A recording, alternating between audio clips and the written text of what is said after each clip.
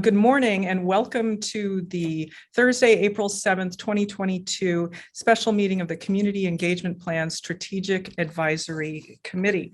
Our secretary will be Luke Connolly, our senior planner. And Luke, will you please call the roll? Yes, thank you. Advisory Committee Member Moore. Present. Advisory Committee Member Chow. Here. Advisory Committee Member Scharf. Here. And Advisory Committee Member Parrish. Here. Okay, thank you. Thank you, Luke. And our next item is approval of the minutes. We will most likely have those at our next meeting. We have no postponements and we move on to oral communications. This portion of the meeting is reserved for persons wishing to address the committee on any matter within the jurisdiction of the committee and not on the agenda. Speakers are limited to 3 minutes. In most cases, state law will prohibit the commission from making any decisions with respect to a matter not on the agenda. Luke, do we have members of the public who wish to speak?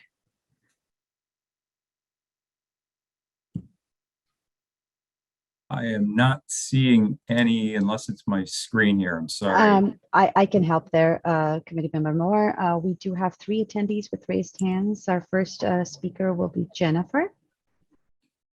Welcome, Jennifer. Thank you, Ms. Okay, sorry, City Council Member Moore. Hi, I'm Jennifer Griffin, and I feel very strongly about attending these. I wasn't able to attend a medical appointment with a family member because of this meeting. To me, it's very, very important.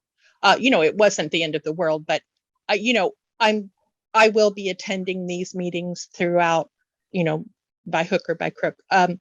I just wanted to make a comment, and I'm going to throw this in here real quick. I think all of this stuff should be in person at the City Council chambers. But anyway, what I'm going to talk about right now is some issues that have come up with the City of San Jose rezoning property around their boundary areas. And I think this does not conflict with what you all are talking about today with Cupertino's housing element. Okay, this is City of San Jose. I have a relative in West San Jose, and there is a massive rezoning effort going on by the City of San Jose, and we do not know where these lands are. That there are 75 properties that are being rezoned, and we do not know where they are.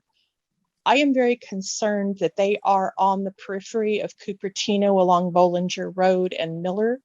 And this could either be to satisfy San Jose's housing element or for an urban village. There is an urban village along Bollinger, and there's a lot of parcels, 130 that are between Lawrence Expressway and De Anza Boulevard. So there is an issue there. So what happens is that we have people in West San Jose that don't know what is going on, and we have potentially people in Cupertino, East Side, they're affected by this upzoning, downzoning, who knows what they're doing. Can't find any information. The other thing is I'm very concerned about land that San Jose has, which is on the southern part of De Anza Boulevard, running into not Bollinger, but the next one down by Blue Hills. There's a lot of property that is on the east side of South De Anza Boulevard that belongs to San Jose. It was flipped in 1975. We got the residential on the other side. San Jose got that side. We don't know if that land is going to be rezoned because there is an urban village along by Blue Hills and down that area of South De Anza Boulevard that is City of San Jose. They could also be rezoning these properties to satisfy their housing element. They have a tremendous housing element, Rena. It is like 85,000, could be more.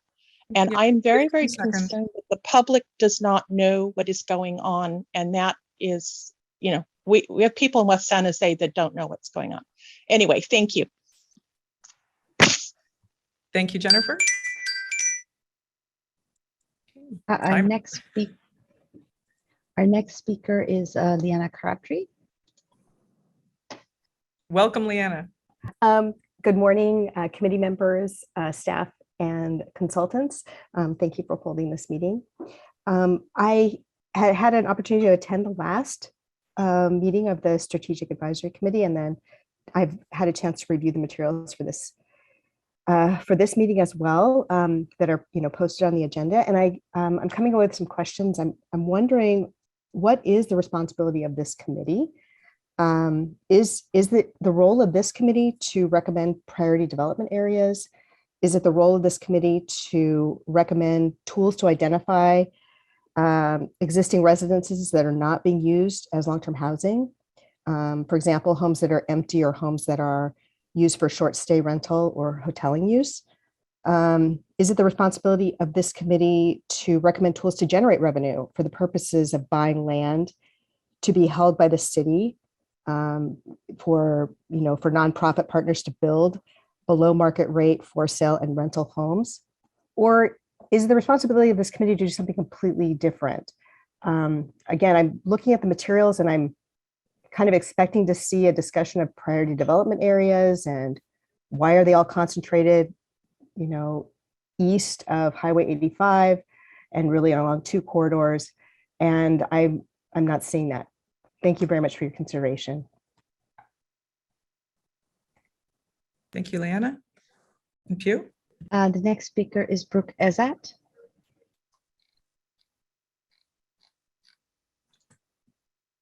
Yes, good morning. Thank you for letting me speak. Piggybacking on what Jennifer said and what Leanna said, it seems as if San Jose tends to push its development to the peripheries, which puts the burden on surrounding cities. And I'm wondering if we can expect to be compensated for that, if we can extort some money out of them for that, because the burden really is going to fall on Cupertino. And then the other item that I was concerned about was the fact that all of the development that's proposed seems to be on the east side of Cupertino.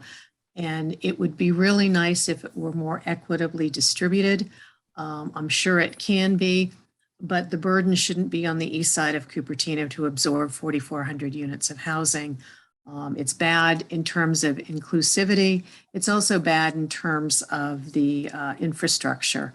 And getting to affordability and housing, I'm curious as to who defines what affordability is. I mean, I don't think morally it's our obligation to provide affordable housing for people that have moved out here and are making 6 figures and want to pay a certain amount. I think our obligation is really to people who can't afford housing, people who are working class, people who are poor, because they're being pushed out of the valley, not just out of Cupertino. They're gone from Cupertino, but they're being pushed out of the valley.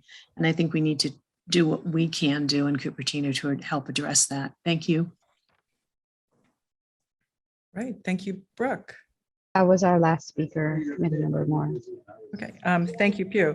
Okay, so that finishes our oral communications. We have, moving on to public hearings, we have no old business. We move on to new business. Item 1, subject election of chair and a vice chair. The recommended action is to elect a chair and vice chair of the Community Engagement Plan Strategic Advisory Committee. And I see a hand raise. Vice Mayor Chow. Yeah, I'd like to nominate Councilmember Moore as the chair and Tessa Parrish, Housing Commission Chair, as the vice chair. I'll second both of those. Okay, thank you. And Luke, do we have any members of the public with their hands raised for comments? And I do seeing not none- see any on this item, no. Okay, thank you. And seeing no hands raised, we close public comment and we bring it back to the committee. So we were a little bit out of order, but we have a motion and a second, and I see a hand raised by Housing Commission Chair Parrish. Thank you. I'd like to nominate Commissioner Scharf, only for the sake of time. He's used to the meetings and how to run them. I would appreciate it if he could be vice chair, though I appreciate the nomination. Okay, so that sounds actually like a I'm nominating Commissioner Scharf for vice chair. Well, thank you. I appreciate that, Commissioner Parrish. My feeling is, however, though, in the interest of, it's true, I have more experience running meetings, but it's something you should get the experience doing. And I think in the interest of diversity, I think it would be great to have you as vice right. chair. All right, Yeah. I'm okay with that. Okay, so right now we have a motion and a second, Vice Mayor. Yeah, that was my thought too. Initially, my first thought was Stephen Scharf could be vice chair. He has a lot of experience. But then I thought the purpose of this committee is fair housing, and Tessa has access to a lot of people, and she has done a lot of work with those people who are especially the group we want to reach out to, right? So I thought it's important that she is the vice chair, and Councilmember Moore has more experience running meetings. So I think it's a fantastic opportunity Okay, for the two of you to work together. Yeah. okay. Okay, and I just want to clarify something from our city attorney, Jensen. So we had the motion before I went to public comment and closed the hearing. Is that motion still stand, or do we need to repeat it? Or are we okay? So the committee could vote on that motion if it chooses. Okay, seeing no further comments, Luke, will you please conduct the roll call vote? Hey, Councilmember Moore, Aye. Planning Commission Chair Scharf, Aye. Housing Commission Chair Parrish, I, and Vice Mayor Chow. Hi. Great, motion carries. And next we move on to item 2.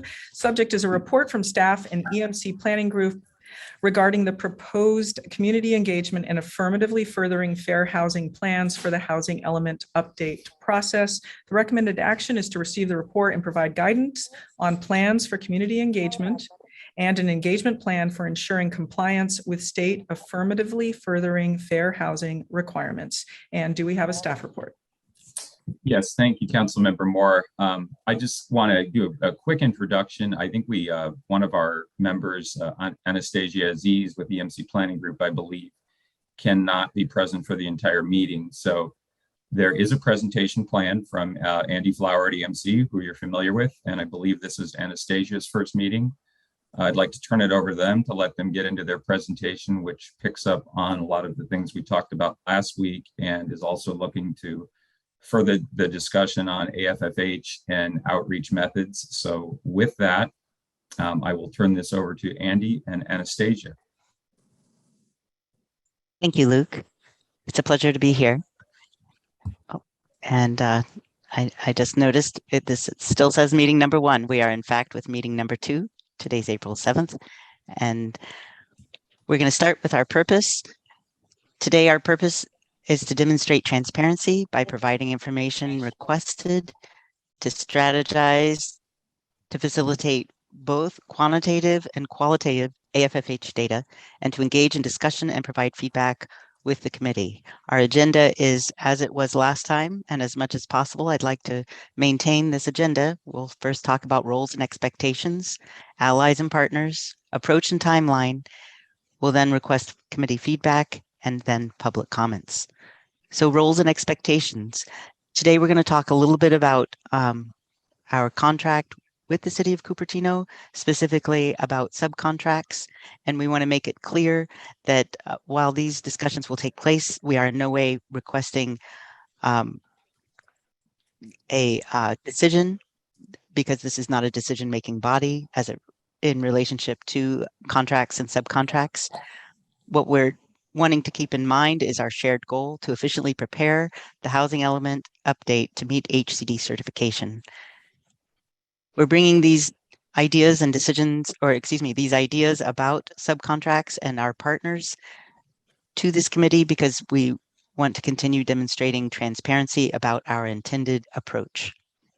Again, this is not a request for amending the contract. That is a council action and may take place in the next month or 2. So transparency for follow-through. Today's agenda packet included 5 attachments, including the stakeholder outreach list, AFFH segregation guide, our stories, which is an example of qualitative information for AFFH. We also included the San Mateo Fair Housing Assessment example, and we included the WVCS meeting notes as they were requested. I wanted to bring one more piece forward for transparency's sake, and this was the email that was received by me early on in this process in working with the collaborative for Santa Clara County. This was sent to us by Vu Bang, and he is from Baird and Driscoll, and he leads the equity advisory group. There has been an ongoing question about languages and why we are including so many languages on our website. This was directly in response to this request and in working together with the communications team at the City of Cupertino and maintaining consistency for the kinds of outreach and the different languages that have been used in the past. We weren't able to include these questions with our staff report or memo, which is what we strive to do. So I want to pose these questions to you early on in this presentation so that when we come to the end of the presentation, you may have some suggestions in mind. The questions we're wanting to ask of the committee today is to help us name the initial meeting that we'll be hosting. And the reason why we're asking for this, we're thinking focus group specifically has a connotation of maybe being exclusive. So we want to initiate our meetings to discuss AFFH with something that sounds a little more inclusive and really provides the context for AFFH. We'll discuss that a little bit more as we go through this meeting, and Anastasia will lead much of that discussion. We want to increase inclusiveness for meetings, and we're excited about ideas that the committee may have in mind and people that you may have in mind for making sure we include them in these meetings. And questions for the panelists. Please include or think about in anticipation of the end of this meeting, questions that you might want to make sure that we include with our meetings. And lastly, information that you want to see available on our refreshed housing website. We just gained access to a much more robust ability to affect our website, to relay information to the public. And so we look forward to hearing ideas and comments that you might have. So again, we heard clearly some ideas of who you would like us to reach out to, and we would highly value, and it doesn't have to be at the meeting, it could be after the meeting, if you were to also share with us specific contacts so that we can make sure to include them early on with our meeting preparations. So the next section, allies and partners. We've been working closely with ABAG and their technical advisors, specifically Baird and Driscoll, and they've been working with the Lawyers Committee to provide AFFH data. Now, they've also been working with the county and with Cupertino specifically for AFH report that you'll be receiving from other staff at Cupertino in the coming months. That is a slightly different body of work, and it was assumed and considered initially that we might be able to incorporate that into our housing update efforts. We at EMC have advocated for Cupertino to be the catalyst city for Santa Clara County in their equity advisory group for leading the effort in determining whether this data is satisfactory and how we might be able to incorporate it. Our early evaluation and comparison leads us to believe that it is in Cupertino's best interest to find a new direct source for AFFH data. And so you'll hear a little more from Anastasia about the specifics. And I'd like to introduce now Anastasia Aziz, principal at EMC Planning Group. And these are some points that have been part of our discussion in reaching out with this group. Anastasia? Yes, hi, thank you. And thank you for having me at your meeting. I'm happy to be here and see everyone meet this group and also listen to members of the public. So thank you. I'm a principal with EMC Planning and have been focusing on the housing elements and particularly this new body of work that is required in the housing elements, the AFFH, or Affirmatively Furthering Fair Housing which is again new this year, from a new requirement from the Housing and Community Development Department.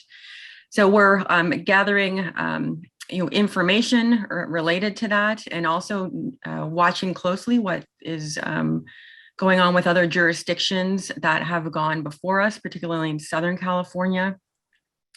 And what we're noticing is that the state is not certifying a number of the housing elements that are before us in the cycle. And a lot of it has to do with not only the data and the analysis related to this piece. I'll use AFFH if that's okay with the acronym. I know there's members of the public on. So we've been watching that, also looking at the data that we are getting for Cupertino from at the county level, and taking a close look at it. And it can be very opaque, very difficult to decipher, and talking to your staff about that as well. So given that, and given the context that HCD is putting such a strong emphasis on this information for these, I started looking around and talking to other colleagues about how they're handling this issue. And I came across a recommendation for this particular consulting firm named Root Policy Research. They're based out of Denver. They have worked directly with the federal government, HUD, or Housing and Urban Development, which came out of the Fair Housing Act and has their own a body of AFH data that the state, our state of California, sort of pulled on and built upon. So Root Policy Research is very familiar with this whole field, very comfortable with the data. And we had a really good conversation. They have a great understanding of what the state of California is requesting. They also acknowledge that the state, the bar seems to be moving as to what they want, as it seems like. And I believe because this is the first time they're doing this, so it's sort of a give and take. It can be frustrating. I acknowledge that too. So in looking at what Root Policy Research developed for San Mateo County, for those jurisdictions, I took a look at that, and I was impressed with how the data was laid out, synthesized, and I found it accessible. I found it created a good, solid foundation for discussion. And based on that and my discussions with Root Policy Research, I believe that it would be beneficial to Cupertino to work with them to get this foundation of data done. So the quantitative information, they know where to go, they know how to assemble the data, they know how to use up-to-date data. That's one of the issues too we're getting from our countywide resources. And then they can also, because they've worked in this realm, this field, can also take a look at and help to guide initially what are some of the particular policies that Cupertino might want to consider, just given the makeup of the community, and put that forward to facilitate discussion. But I think that the big plus would be gathering this quantitative data that I know I would like to see in a more easy fashion that's more easily digestible, and also synthesized to facilitate meaningful dialogue and conversation on this particular policy area. And so that's the end of my discussion, and I'll pass it back to Andy.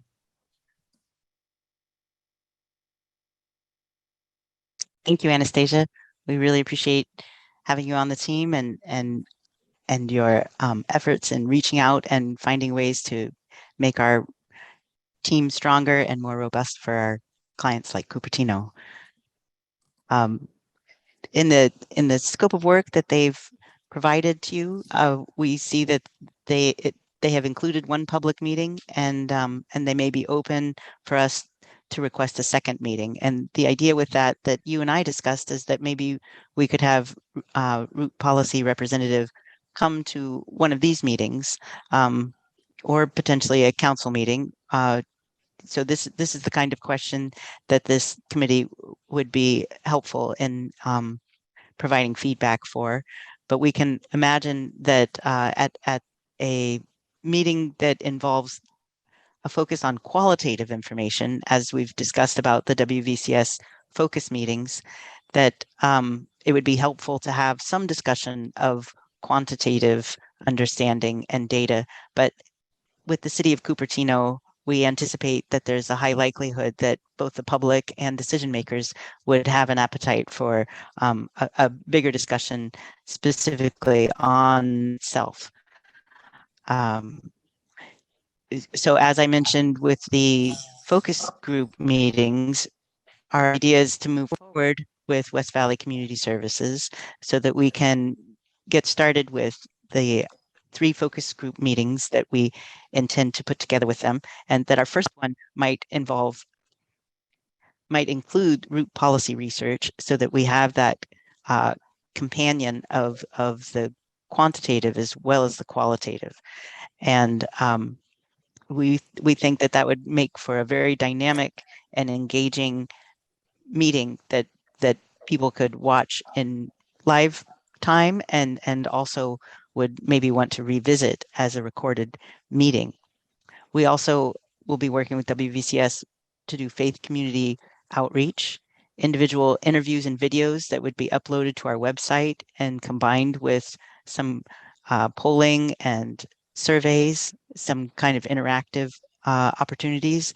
And we know that WVCS is a champion for their clients, and that through their recruitment and leadership, the clients could be more deeply involved, not only in this process for the housing element update, but ongoing as advocates for people in with the kinds of needs that they have at this time. So we also will be providing documents like our stories, which was an attachment to today's agenda.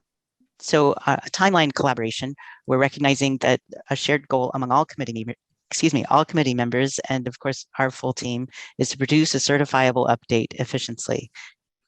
So we're wanting to, we are hitting the ground running, and we'll be planning on having a meeting as soon as possible. So we're intending to initiate this data request with root policy and to receive data from them, root policy research, to receive data from them by May 13th, and then to have their presentation the week of May 23rd, and to have then a combined presentation with WVCS, a panel meeting, by the end of May.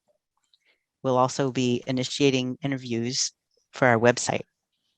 So our next strategy advisory meeting, we are recommending to take place that last week in May, between May 23rd and 26th.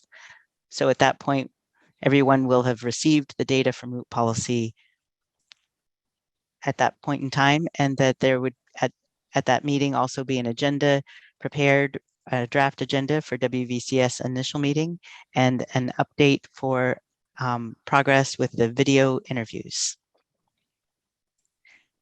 We're now moving to the feedback portion of our meeting, and Chair, if you would like to do a round robin as we did last time, we could do it that way, or we could walk through each of the questions that we have and have everybody respond after that.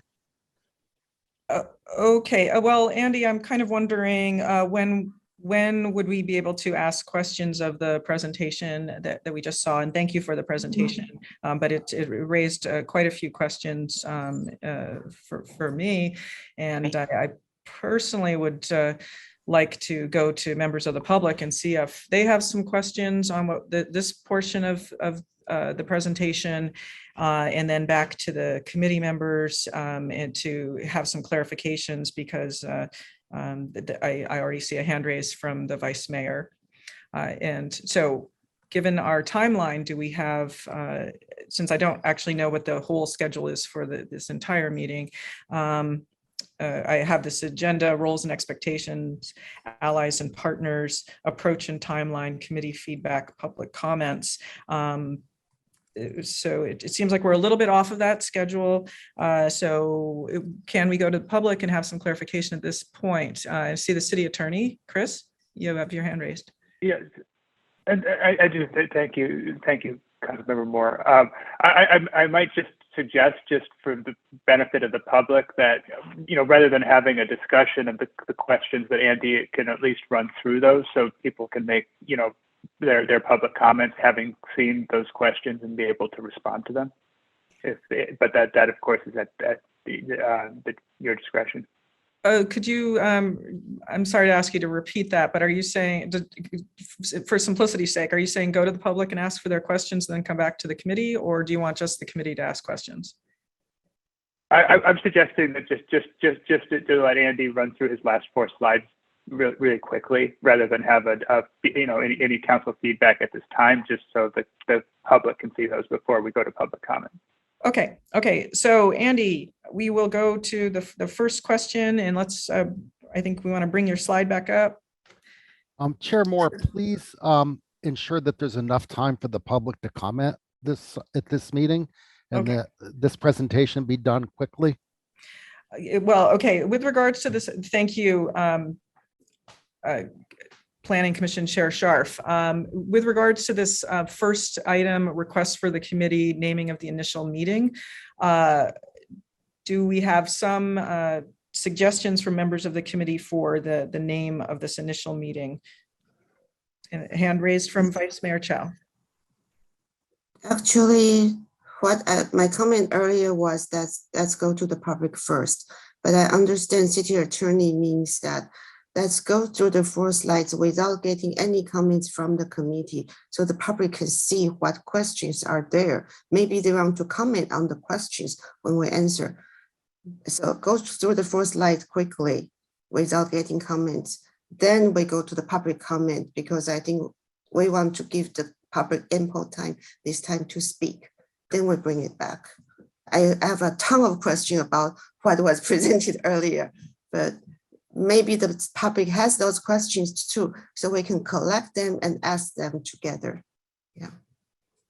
Okay, so if you're suggesting that we don't discuss the name. No, okay. Okay. Andy, what do you think of that? Happy to do so. Okay, so Okay. store it or take a screenshot. The first question is naming of the initial meeting, and the idea behind that is to perhaps get away from the label focus group, because it has the exclusive implication and It was stakeholder group people didn't like.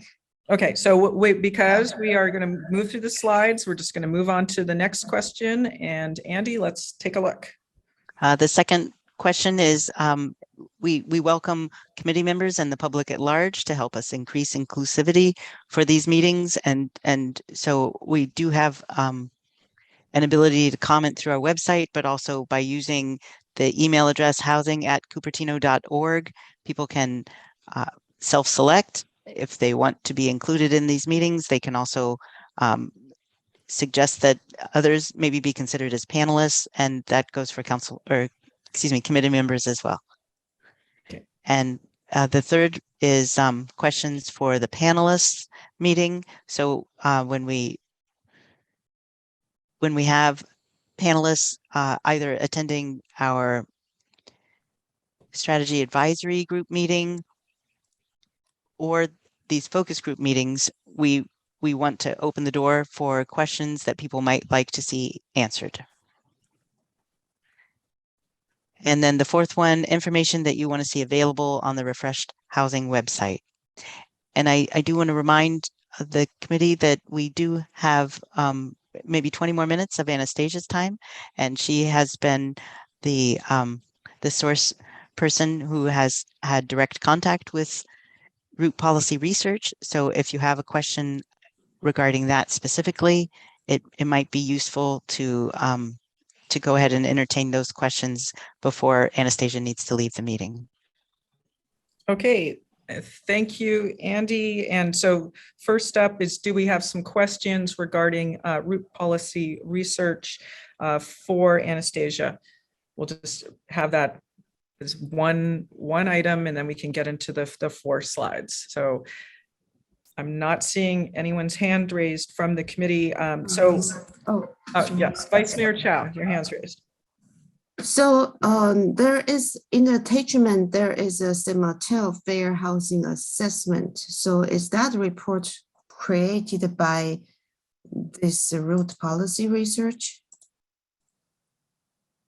Or are we getting a new subcontractor to create this report? I'm a little unsure. I think in your attachments, and again, Mr. Connolly or Andy, jump in, there was an example of what root policy research has done for San Mateo for you to look at, to see how the information's laid out, versus, I believe also in your attachment were these other tables. That's correct? No? Okay. Yeah, let me just clarify for a second, Anastasia. The San Mateo was placed in there as an example of root policy's work. So Anastasia is correct.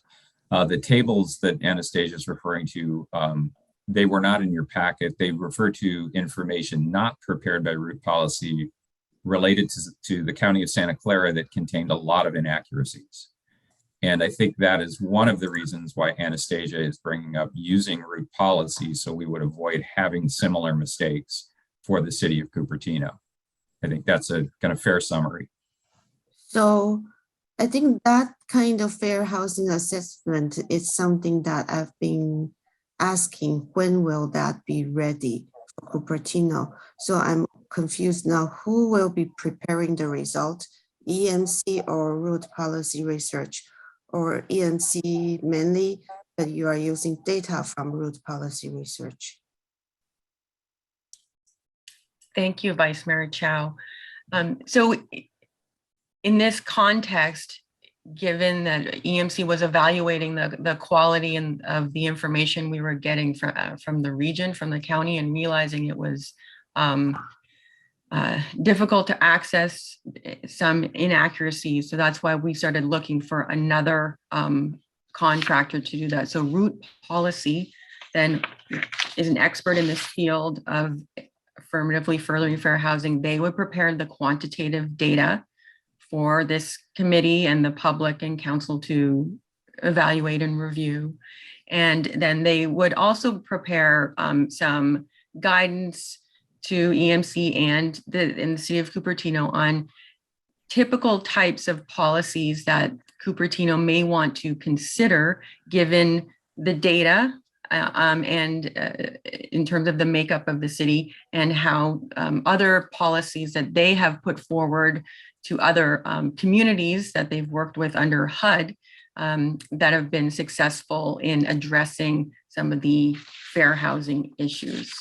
So I think they would be an important sort of foundational consultant, and then EMC would be working with them initially, and then moving forward the discussion based on their data and some of the policy suggestions. Okay, I'm sorry to interrupt for a moment.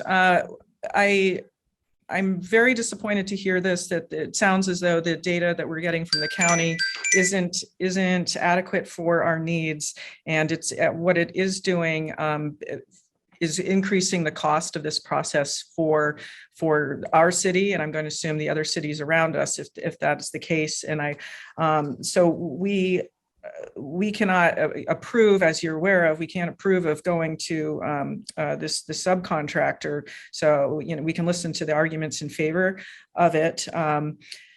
So I would like that feedback to get back to whoever the powers that be are, because and including HCD, because every time when they put out a process which has this ambiguous quality, when the goalpost seems to be moving around, and now we've got data which is insufficient, they're making it much more difficult for us to try to have a winning housing element when we have these kinds of variables to deal with, and that's really troubling. So I would like to know more about what is wrong with the data that they are providing.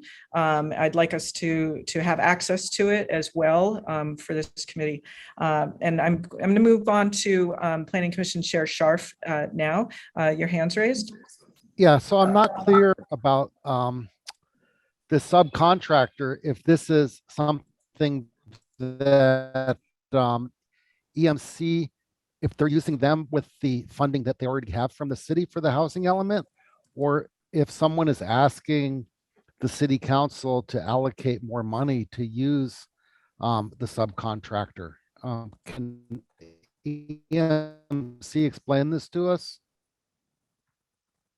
Luke, I'll invite you to chime in if it seems appropriate. But we do have we have an amount in contingency that is part of our budget to cover these kinds of costs. The cost of this sub-consultant is it okay for me to say the amount, Luke? I don't know. Andy, I think if you have an amount, that would be fine. I think we're all aware that any type of a contract amendment discussion can't really go far today. That would need to be taken before the city council. And I think any type of a contract amendment as well, I think as Commissioner Scharf just alluded to, the contract has quite a few things in its scope of work broken down by different tasks. And I think if we're going to be revisiting those tasks, we would need to look at what the total budget was for each task and to see where this fits in. So it would be, I think, a little more complex than what we're capable of handling today. I think we would all need more information on that. I think the point of this is that the root policy discussion came up because they're providing greater accuracy than what we're currently getting, which would put our housing element at risk for certification. So, right, but EMC is not here asking us to approve using the root policy. I mean, that's up to them as part of what we're paying them to generate a certifiable housing element. Or am I misstating that? I see other hands up, but I'm just saying there is no contract amendment before this committee today asking to bring root policy on board or amend the scope of work in any way. Okay, so we're not being asked whether or not root policy should be brought on board. We're being advised that they're being brought on board. Correct. Okay, thank you, Planning Commission Chair Scharf. Our city attorney did have his hands raised. If you would like to comment, please do so. Yes, thank you for the opportunity, Councilmember Moore. I didn't want to interrupt the discussion, but I think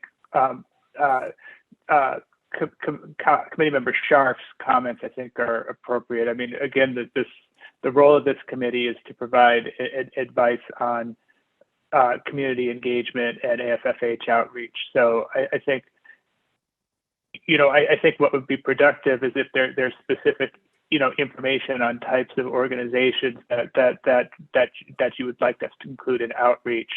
How that outreach should take place, whether hybrid or in person, and then specific ideas for online engagement. And those questions are outlined in the staff report that was provided to the committee. And I just wanted to make sure that to call attention to those. So when you deliberate, that you're mindful that that's the kind of input that we're looking for. And certainly questions about any amendments to the contract are outside the scope of what this committee can do. Mm-hmm. Thank you. Okay, thank you, Chris. And I see Housing Commission Chair Parrish, your hands raised. Yes, thank you. So I'm similar to Commissioner Scharf. If there are two contractors that are being, and we're just advising, or Anastasia suggesting the people that did the San Mateo, that we give all the data so that we could properly advise. How much more? Is it the same? How much are there other contractors? What did we go through? And so we could properly advise on if we want to use them. I understand it's Anastasia's suggestion, and they sound wonderful. Just what is the difference? What would the difference be in cost and in time? And the timeline, I don't see it from beginning to the end of actual, like how much time it will take for everything to happen. I'd like to see it on a calendar type of thing. That's all. Thank you. Okay, thank you. And I still see a hand raised from the Vice Mayor. Yeah, first a clarifying question, then another question is related to the scope of this committee. First, I'm sorry, Vice Mayor, we will have to get back to that at another time, but right now we're strictly focused on the root policy research item. So if you can focus right on it's that. really, yes. Okay, great. So when we say county data is inaccurate, what county data? County doesn't work yet, give us housing element data. You mean ABAC data or the Santa Clara Collaborative? I'm confused on that, but I guess you can answer that later. I would like when you answer the question about what exactly is not accurate. And then the question about related to engagement is, it seems the contract will only work with West Valley Community Services and have and no other agencies. I am concerned about that because yes, West Valley Community Services certainly is very, very essential in serving the clientele that they target. But I understand the different community services target different groups because there are so many people with different needs. And even just developmentally disabled, there are different groups serving different type of needs. So why would policy research only reach out and with one group? How would that serve our need for Cupertino? That I'm confused on. That I think is what this committee can advise on, is the outreach portion for the root policy research.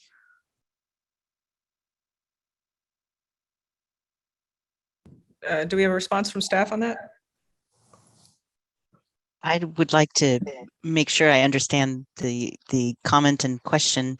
And first, I'd like to also clarify that West Valley Community Services is in no way the only agency that we'll be working with, but we are partnering with them because they are sort of a clearinghouse for all other agencies, and they have a certain amount of trust built, and they have the paid staff available to assist with meetings and outreach.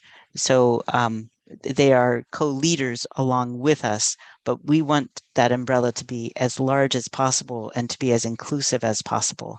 So it's when we say WVCS, that's maybe shorthand for just recognizing that these meetings will be inclusive of as many agencies as who would like to participate and be involved.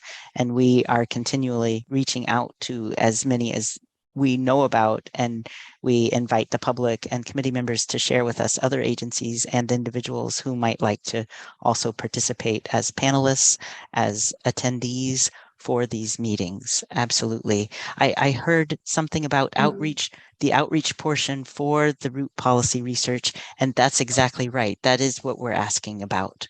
But I want to make sure that I answer your question as specifically as possible. So what this committee provide as well help inform the outreach portion of the root policy research, right? Correct. So on May 13th, you will receive the data, and we could imagine that it will be helpful for you to receive the data in helping us to also formulate how best to broadcast that data and how to share that data. So we're trying to make sure that that data is as user-friendly and as up-to-date as possible, so that we can be successful in this task. So, and if it's good that West Valley is serving as the clearinghouse of many other organizations. It's for the benefit of the public and HCD. It would be good to get a list of those agencies who are actually interacting with them and how they are interacting with them. And when we talk about clients, they are not just clients of West Valley Community Services, they are clients of many different agencies that needs to be clarified. Yeah. All right. Okay. Thank you, Vice Mayor. Thank you, Andy. I am a little concerned that we're having to bring in another group and that we would not be receiving the data until May 13th.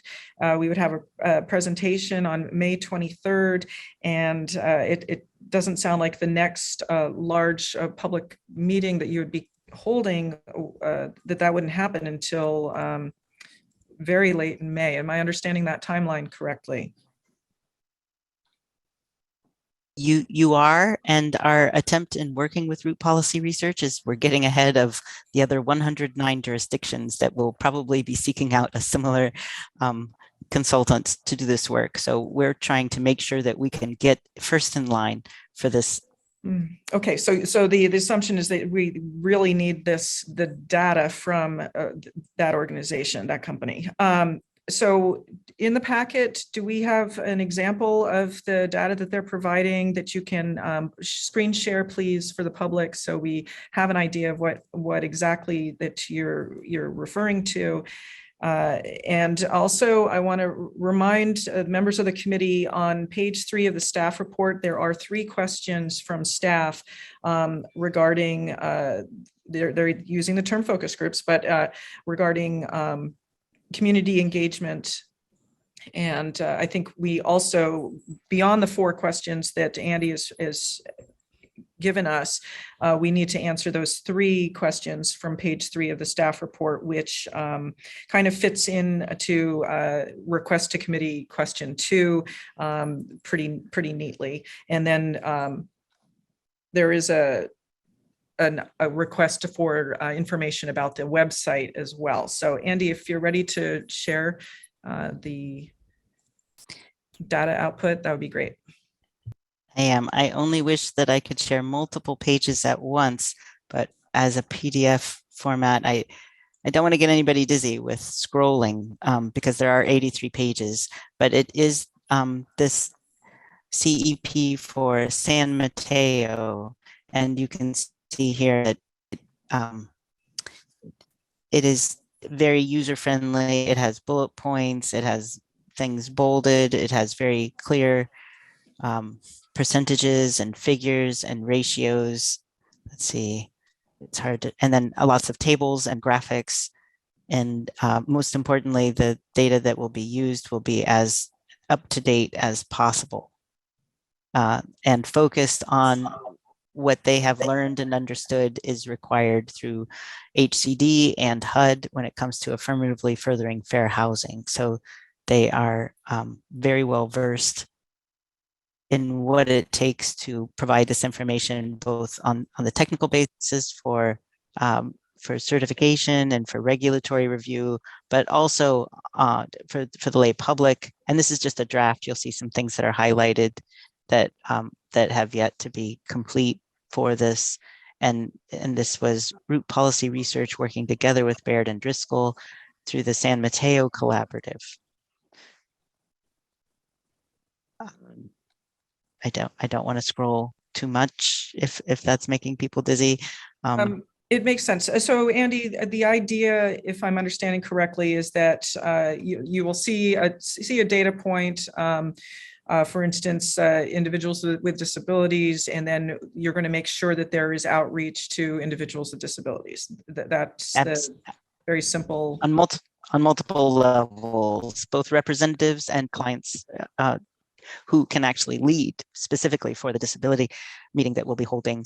There are those who have been in training for advocacy, self-advocacy. So this will be a very inspiring meeting specifically. Okay. Now I happen to have this attachment B for a draft strategy ideas for the assessment of fair housing and housing element from San Jose. And they held multiple groups meetings, and they show the date of the meeting, time of day, estimated number of attendees, and they have various groups. When I look at this list, I'm just thinking, is there some way that we can get ahead of the game, already knowing, for instance, that we have developers in the community? Can we get ahead of the game and already have a meeting with a developer group so that we're not stuck in a holding pattern waiting for the subcontractor to provide data when we already know some of the groups that we must engage with. You're mentioning developers. We do know that the collaborative is putting together a developer focus group. So that is being put together right now. And as far as the agencies and the different groups that we know that we'll be working with, WVCS already has a running list. There are those who they have invited to the 101 to help people learn about some of the basics. So they've earned some trust with groups who will be returning and continuing on with our path so that we can keep high numbers of attendance. That's very, that's something we want to encourage strongly. And that's part of why we want to partner with groups who already have trusted relationships within the region. Okay, but more specifically, my question is, must we wait until we have a report from the route policy research company? I mean, like I said, we already know we need to speak to developers. Can't we just set up a meeting and get that going? I'm happy to do something like that. I'm happy to maybe with our refreshed website. One of the things that we might borrow from Saratoga, I saw that they did early on, was they had a portal for those who want to engage in their own focus group. I would love to create a portal that is specific to developers and other portals if necessary or possible. And what I can't necessarily guarantee is that we can have something that includes recruitment and planning for a meeting that could occur any sooner than the end of May. But we can get that process started now. Okay, and it almost sounded like you're saying that you would need an individual from, say it was a developer group, to actually run that meeting, or it would be EMC running the meeting as a facilitator, correct?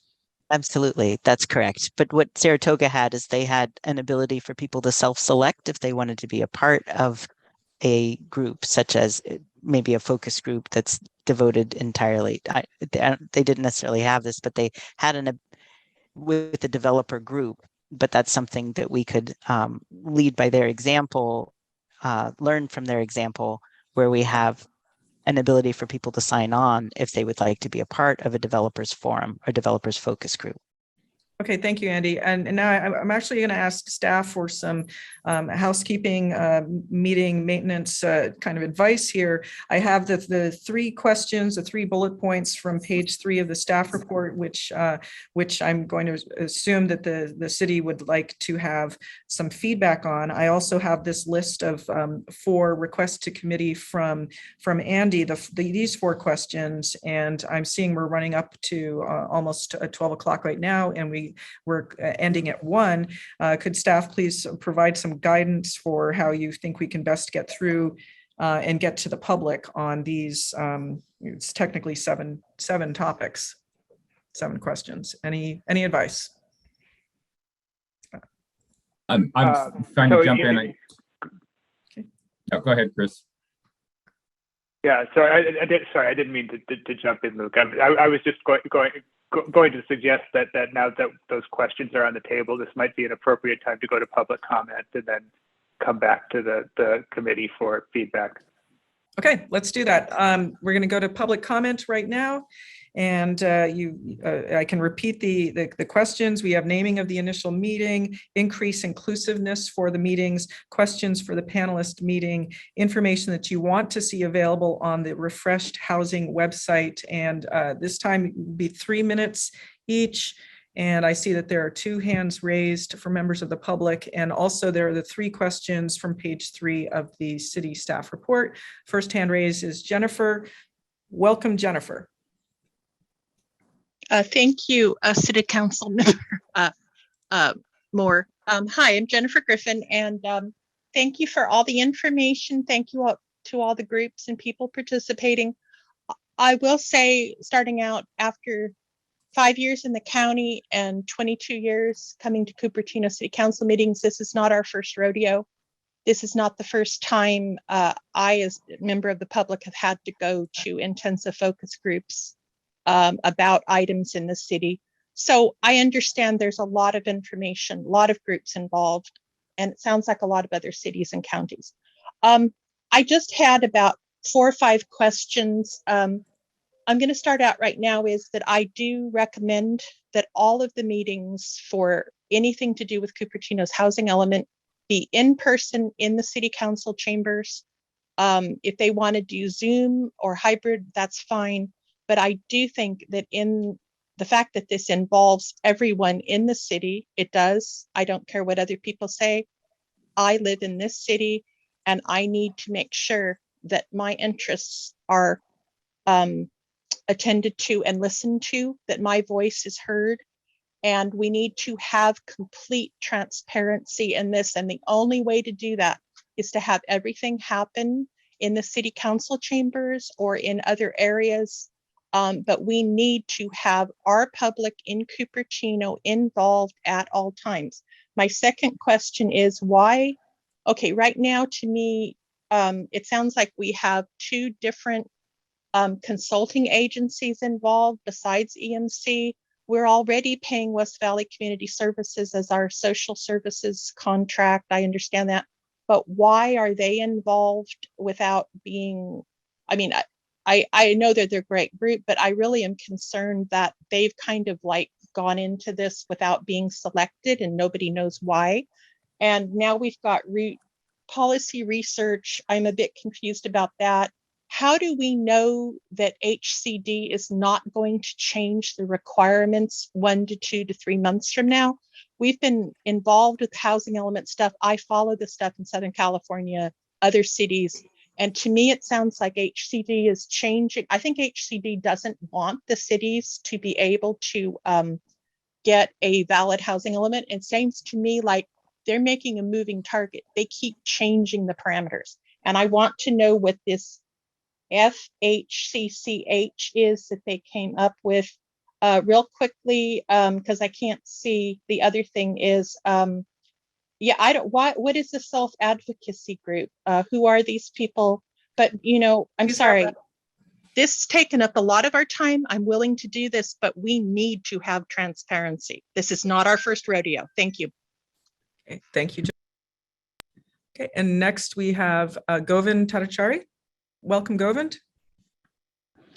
Hi, can you hear me? Yes, welcome. Okay, thank you. So I think the first question I have is essentially that I did not see how the current site selection or whatever is the process that is being used for site selection, how that is going to meet the segregation measurements in the ABAC report. Because we need to have those kinds of information available for the city, and it's unclear where that fits in the timeline. That is my first question. The second question is does next engagement with the public only on May 13th or earlier, or is it on May 23rd? So that is also not clear in terms of timeline. And is the timeline essentially the May 23rd? Is it still within the first period before the submission? And how much more time would be available before the submission happens in terms of the proposal?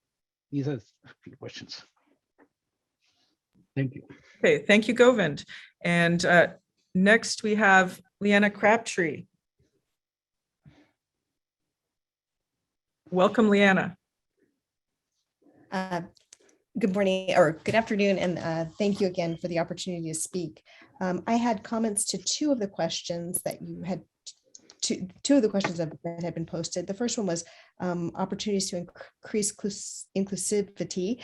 And I just wanted to make sure that everyone knew that the program rooms at the library are scheduled to be handed over to the library district, and then I would assume available for reservation at the end of April.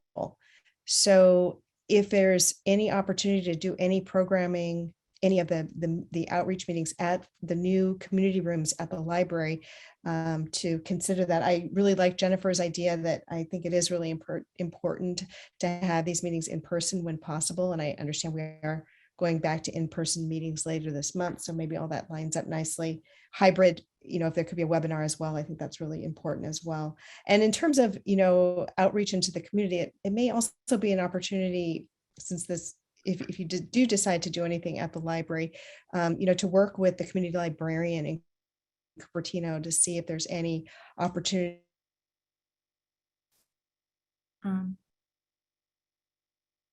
Leanna, you've cut out. Oh, darn. Can you hear me? Yes, could you repeat that last sentence, please? I was just saying that maybe there's an opportunity to work with the community librarian in Cupertino to help promote any sort of outreach meeting you're planning to have, any wide community meetings. And then the last thing, in terms of link website, resources you'd like to see on the website, I would really like to see a link back to the city meeting calendar for information about how to get agendas and recordings and minutes for these meetings.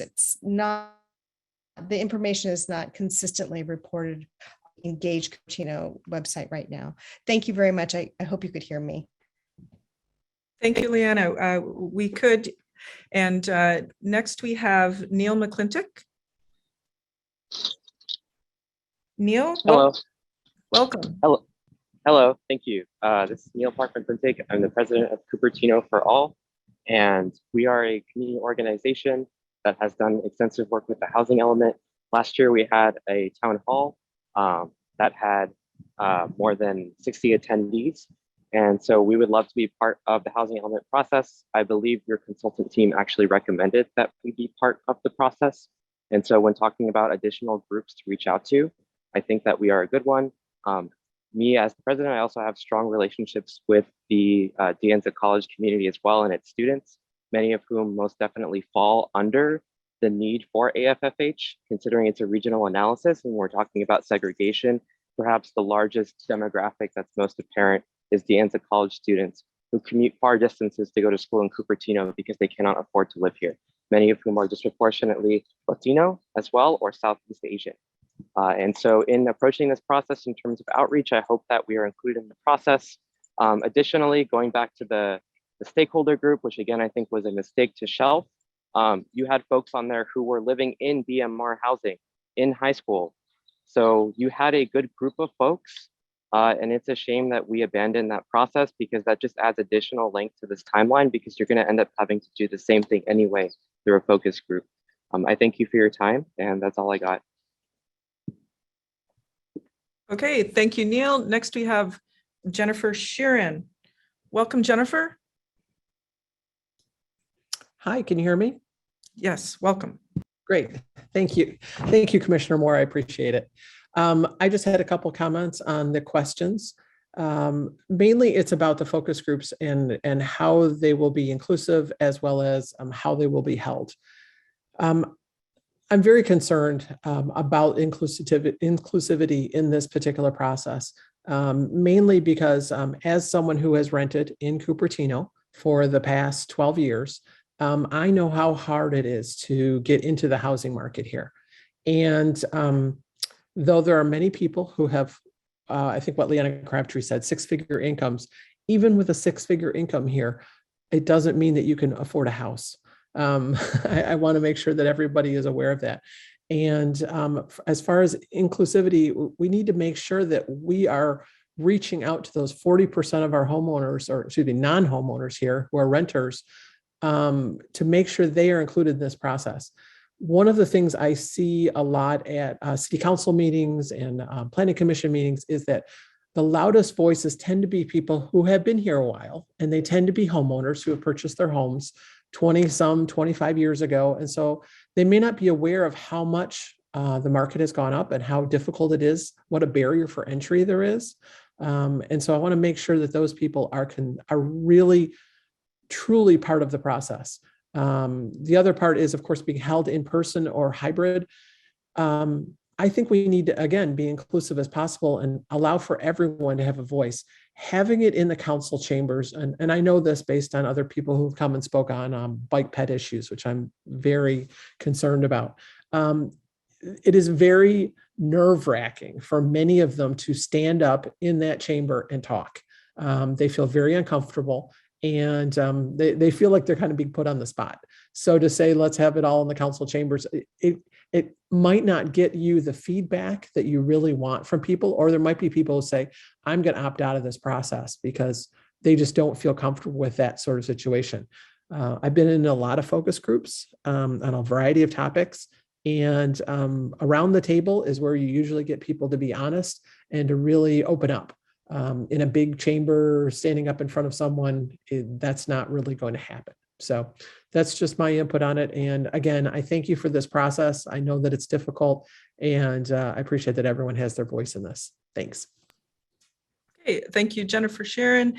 And next we have Lisa Warren. I would want to remind the public that one of the questions is the naming of the initial meeting and moving away from the term focus group. So if anyone has some feedback on that, I'd really appreciate that, along with the other items we have. Thank you. And so next, Lisa, welcome. Agitator. Okay, so we need to move next to Lisa Warren.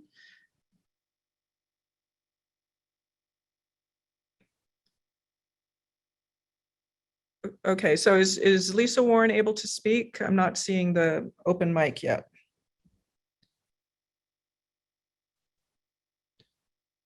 Has something frozen up? Luke? I'm not sure. It looks like everything's working fine. I don't know why Lisa is not being heard. Yeah, I'm sending her the allowed to talk, and I'm not seeing that. Lisa, did you?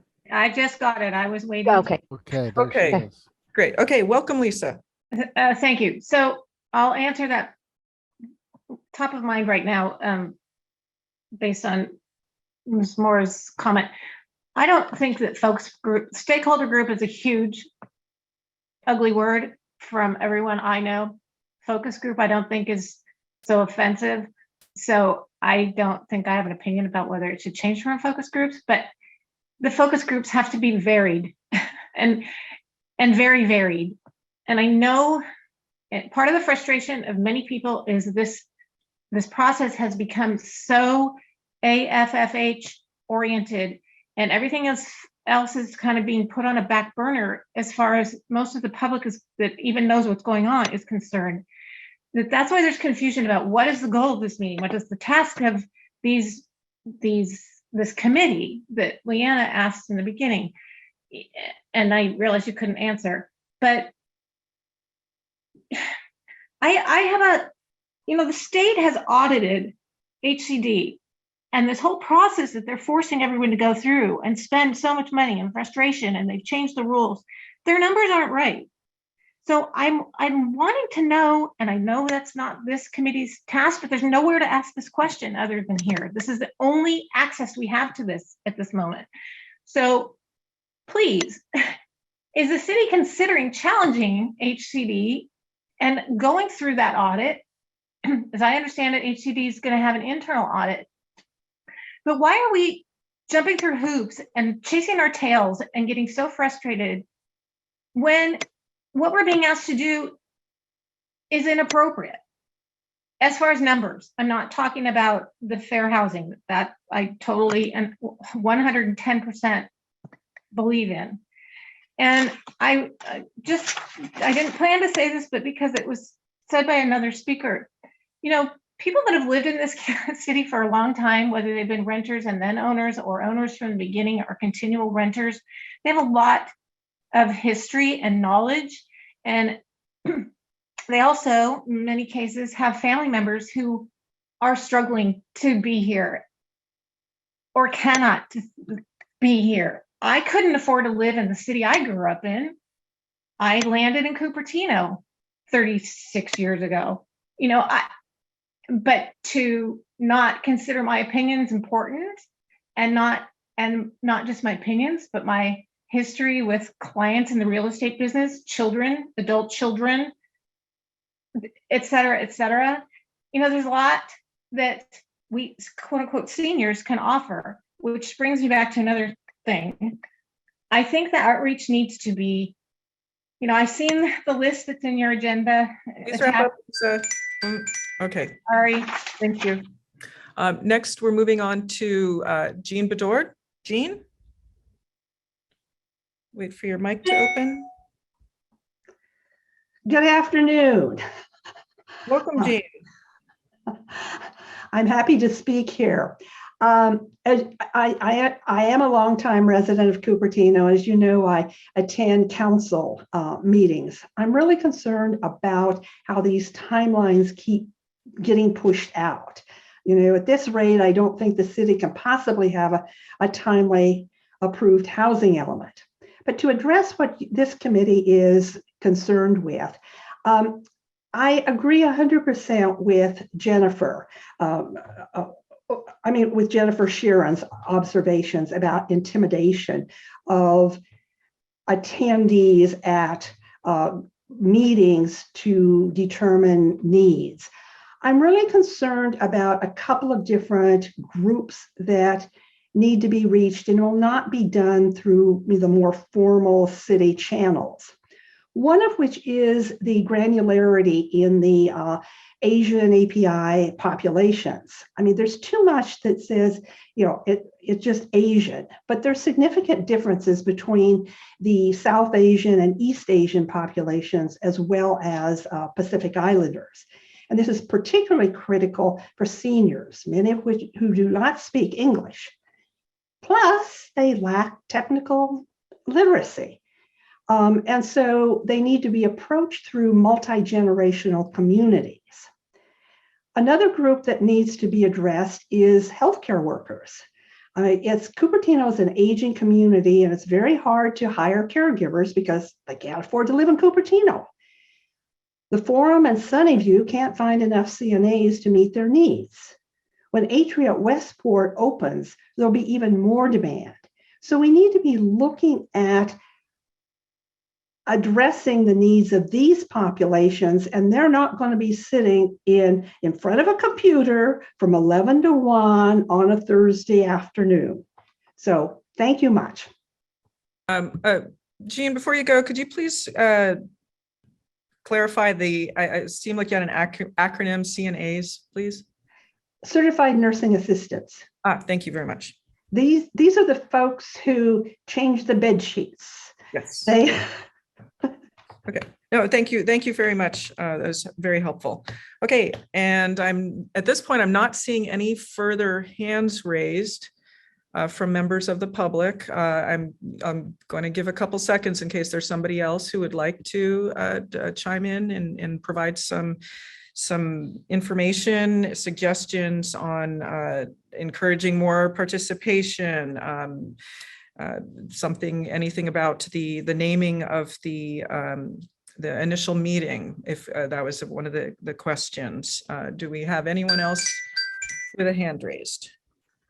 Okay, seeing none, we're closing that portion of public comment. We'll bring it back to the committee members, and I see that there's a hand raised from the Housing Commission Chair, Parrish. Welcome, Tessa.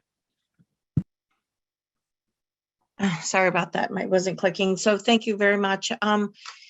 So I am concerned about the timeline. I don't see clarity in our goals. And I see the timeline of 30, 60 days. Again, I'd like to see a calendar. But do we have a program that shows what needs to happen first? I agree with Chair Moore that there's no reason we can't stop the groups and the surveying of the groups while we get all the data, since we need the groups, the survey from the data to apply for the groups. I like the idea, Andy, about that Saratoga did about putting on the website. Going further from that and offering the public the opportunity to start a group, but maybe changing it so it's more efficient. We select the groups and then they can suggest other groups. For example, we could put youth groups. Would you like to join a youth group or start a youth group? Click here. Would you like to start the LGBTQ and then they can start a subgroup within that. In other words, start the process. We are kind of behind, if I'm correct, in what is going to be needed. Everything that includes all ages, genders, socioeconomic, and professions, as was just named as well. So if we could put something on our website to put it out more, as well as start the surveys. We're going to need time to have the companies go and talk. Very, very few people will actually think or know that it's time to do this and that they need to click on the city website to provide feedback. They won't know that unless we put it out there as a city. What are we doing to campaign to get the word out to the common folk that work 9 to 5, barely have time to, feed the kids, walk the dog, and don't know about this? So we need boots on the ground, posts in public places that reaches everyone, whether it be grocery stores and laundromats, everywhere. We need to put it out there as a city, not just a little postcard. Like, you know what I mean? It just needs to be out there. I think we need to move that surveying apart, like right now. And then the data that's coming May 13th to just fit into that. And then we can have some data that we can start working with. Because after that, we still have to get to locations and the proposal. What do we need? What steps do we need to get to the end result? So that's my feedback. Thank you. Thank you, Tessa. And I think one of the questions that keeps coming back is whether or not we are going to be talking about site selection. And that is, to my knowledge, is scheduled for the Planning Commission on April 26th.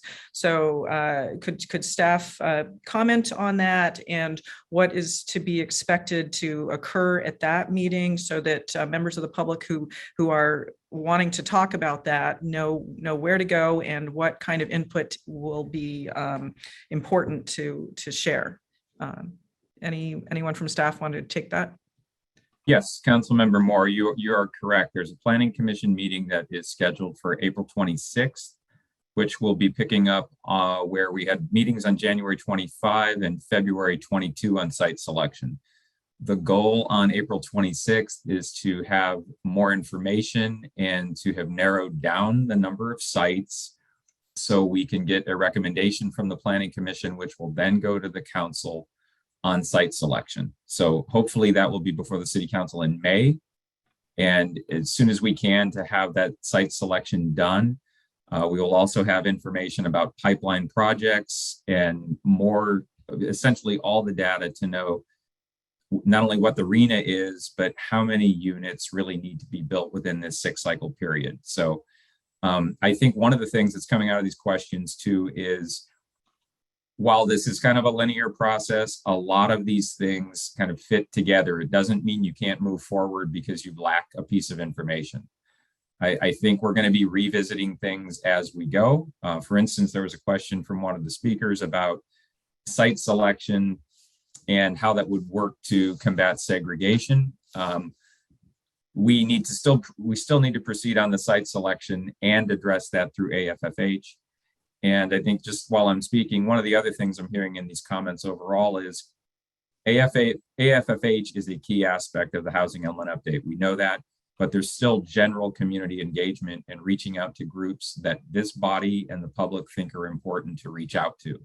So I think not everything has to be AFFH focused. There's engagement as well for groups that I think this committee and the public as a whole feels we need to be talking to. So.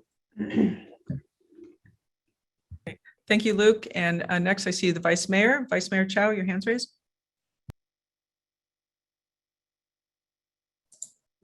Yeah. So first, I thank you for a very, very comprehensive staff report, even with a summary of the last meeting. But there's one thing I'd like to correct. It says that we said we would like to reach out to employees of major local employers who reside outside of the area. I think I suggested to reach out to employees who reside outside the area. Specifically, we need for small businesses.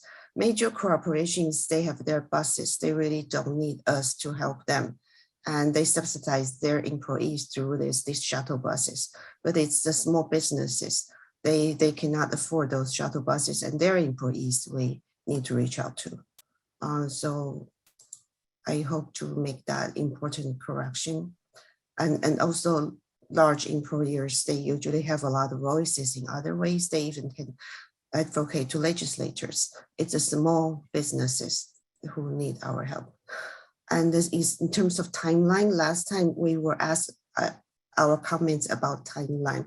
And my comment was the timeline there was very vague. So I was hoping with our comment, we will have a more specific timeline today, but I don't see that. And now we are very concerned about timeline. It appears we won't even start with any outreach group meeting until after and late May. That's very concerning. I thought we should have started outreach last month. And then the second meeting, we should then, we don't have to complete everything. If we have 40% of the list, we can start outreach next week. And then we can continue to add more people to the list so that we have a broader reach. That's fine, but we don't have to wait for that. So then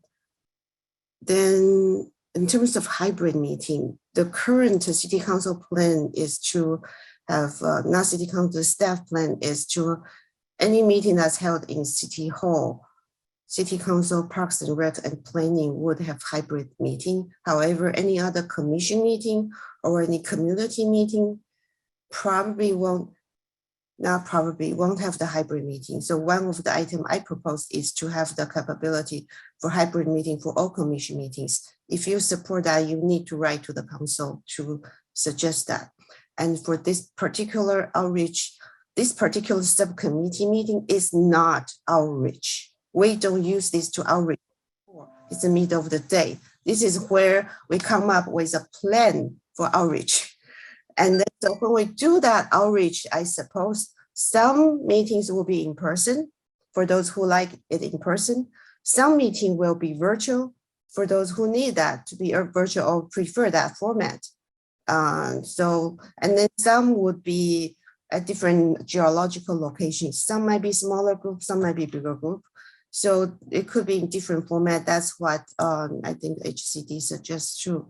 And if time, I hope to share later Saratoga website with very comprehensive information and their engagement plan. And the San Jose as focus group, they have specific group to different ethnic groups. Yeah. Okay. Vice Mayor, I'll get back to you and we'll let the Planning Commission Chair have a moment to speak. Planning Commission Chair Scharf. Unmute myself. Please. So first of all, the name for the meeting, I did a little thesaurus search. I don't think we should obsess on the name for the meeting. It's, focus group is fine, strategic group, conclave, summit, whatever. I don't think we want to spend a lot of time. I think focus group is fine, or study group. Outreach group. Okay, thank you, Vice Mayor. So like the other people that spoke, I'm very concerned about the timeline. We're now on our second Thursday meeting, and we still have no substantial substance or a plan for outreach, which is very concerning to me. And I also want to say, when we do the outreach, that we want to reach out to underrepresented demographics at all income levels. There seems to be this idea, and I received an email, I think it was supposed to be read during public comment, but it was not. And the writer, has some good points that, it's quite racist for people to say, oh, we're going to build all this low-income housing for these underrepresented ethnicities without trying to figure out why is our city not attractive to the middle class people in those ethnicities. You know, it's not like everyone of one race is poor and everyone of another race is rich. It's mixed across ethnic lines. And we can see in Cupertino that we are not representative of the demographics of the area in all areas. And I hope we can reach out to groups that can give us more feedback on that and what we can do to make our city more diverse. And I think that's all I have right now. Thank you. Can somebody mute themselves there? Yes. Luke, can you make sure that everyone's muted unless it's their turn to speak? Okay, thank you. Well, I had heard that Saratoga had used the signboards, like we use for campaigning around their city. And I was wondering if that's something that we could do and have a QR code perhaps on it so that we can get to our website. That might be helpful. I have been curious about, and I think I mentioned it last time, about our largest employers in the city, and it may play into the people who are wanting to live in Cupertino if our largest employers have issues with the demographics of their employee base, and it might be creating some challenges for our city if people are trying to live close to where they work, that we might end up with a imbalance, perhaps with regards to age, ethnicity, you name it, and then. Yeah, there's that issue.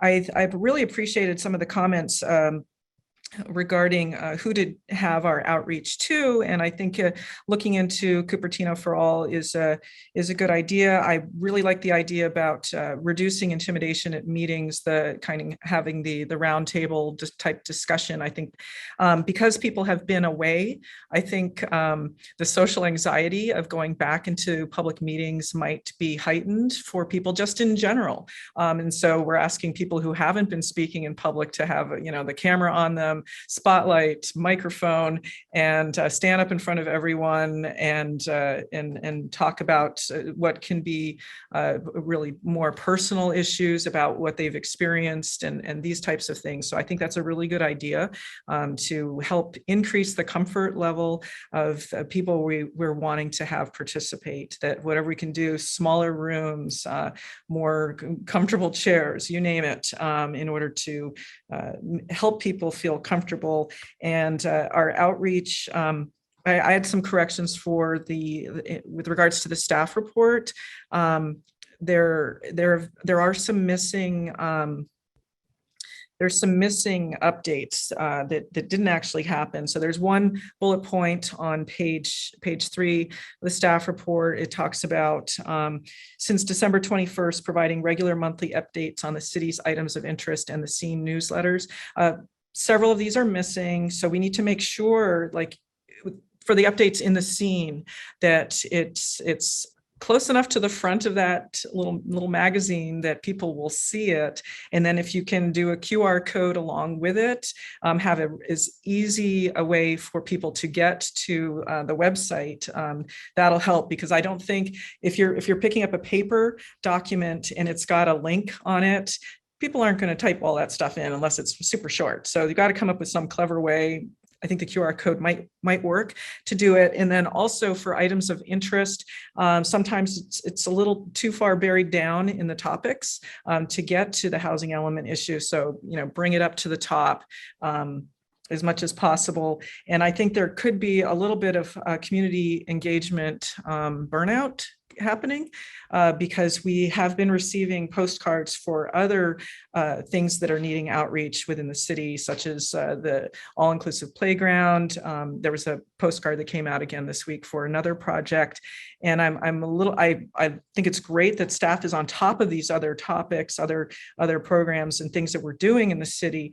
But if housing element, if we want to get good outreach, we've got to get ahead of some of these other postcards and things and make sure that it's really the community focus, because it would be difficult, I think, for members of the public to see all these different postcards and be able to understand that housing element's the most important.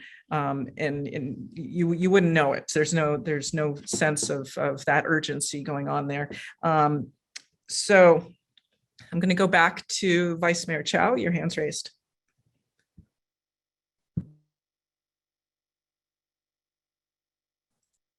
So yeah, I said I was going to screen share some information for the committee to consider.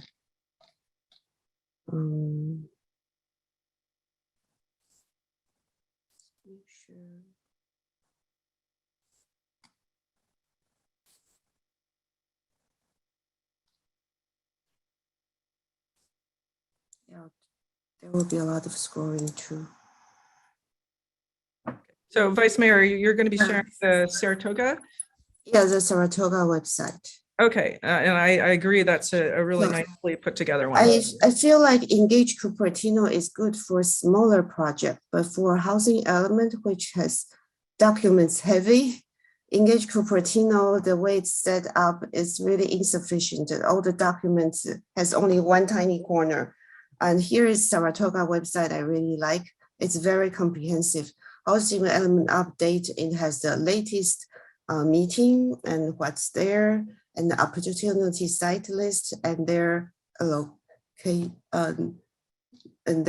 intended allocation. And they have a list of meetings, planning commission meeting, and then they have a video series that they've made, very short videos. Some of these actually other organizations have made. We can borrow from them. We don't have to create them from scratch, but these are very informative for residents who have never done this before. It's a very confusing process, so we can leverage those. And they have a housing value survey. I think we had the survey too. And here is their housing element. And then their arena allocation is on this page too. It's a very comprehensive page. Then the housing site inventory about how to choose them. And then they have a long list of resources. And then here is a timeline. So the timeline, I think for us, right now, Engage Cupertino do have that in their welcome message. But then it has some information, but yeah, so just this is an example. And then I'd like to share this community engagement plan, which they presented to the council last March. I think they started early, but it's a good model that they have, okay, every 2 months, they say, okay, in this month, what's the goal of the outreach? So that to get attention first. And then next, what's the goal? To confirm that here is the priority and the values. And then what's the goal? Explain the process. And then what's the goal? Okay, what's the next step? So something like that. And then they have distinctive tools they use on the different websites. So this is so it's clear. Okay, what are you? And then so later on they have community meetings. So you don't start with, and then you have online and then video series, those things. So just, this is what I was hoping this committee would help create. It's a plan so that we know going forward the next few months, how we would engage the community. Not just a list of groups, but also one message so that they can be along the way and following us, because it is a very complex process. And then another thing I'd like to share is, I'm sorry. Here is oh, sorry, this is not the right one. Good.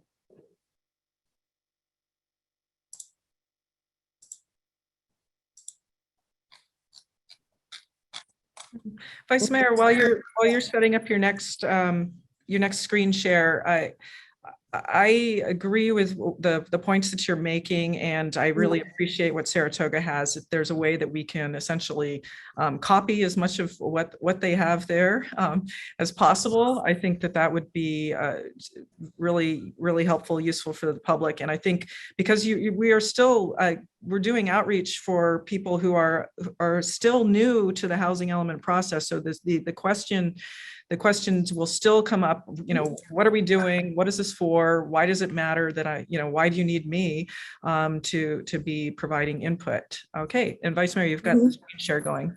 Yeah, okay, sorry. Yeah, so the next thing I'd like to share, this is the San Jose Fair Housing Assessment document. I sent this to the city staff already. So they have a list of protected class that we should outreach to.